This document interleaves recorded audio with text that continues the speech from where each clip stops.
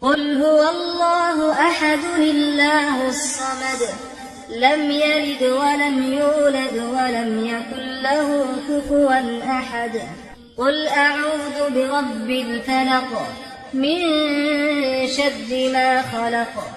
ومن شر غاسق إذا وقب ومن شر النفاثات